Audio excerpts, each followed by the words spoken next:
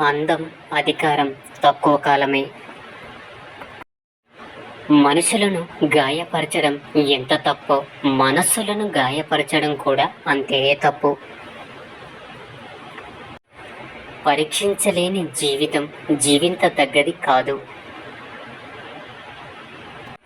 నేను అవివేకినని తప్ప నాకు తెలిసిందేమీ లేదు. మన కోరికలు తగ్గే కొద్దీ దేవునితో పోలికలు దగ్గరవుతాయి. ఆహారానికి మంచి రుచిని తెచ్చేది ఆకలి. తాత్విక అనుభవం అద్భుతమైనది. తత్వశాస్త్రం అద్భుతంలోనే మొదలయ్యింది.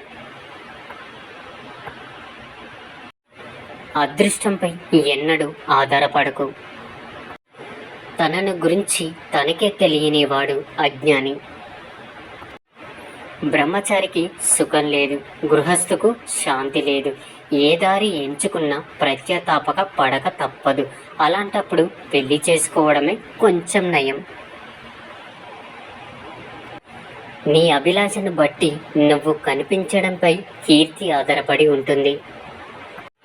ఘనమైన పనులు చేసిన వారికి కీర్తి సుగంధం వంటిది.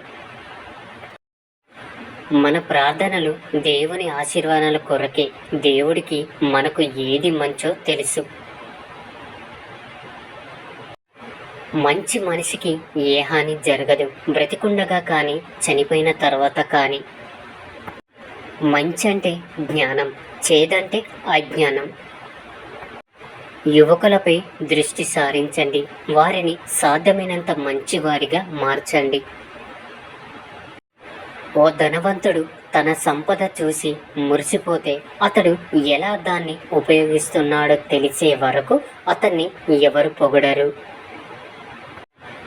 సంతోషంలో తృప్తిగా జీవించే మనిషికి సహజమైన సిరి సంపద లభించినట్లే. తృప్తి సహజ సిద్ధమైన సంపద, భోగం కృత్రిమమైన బేదరికం.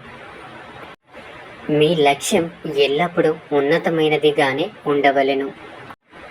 తనకి గుర్తింపు ఉండాలని, అందరి దృష్టి తానే ఆకర్షించాలని మూర్ఖుడు అనుకుంటాడు. కానీ విజ్ఞుడు సంభాగనంలో కూడా వినయముగానే ఉంటాడు. కామం ఎంత ఘోరమయ్యింది అంటే నీకు తెలియకుండానే అది నిన్ను బందీగా మారుస్తుంది.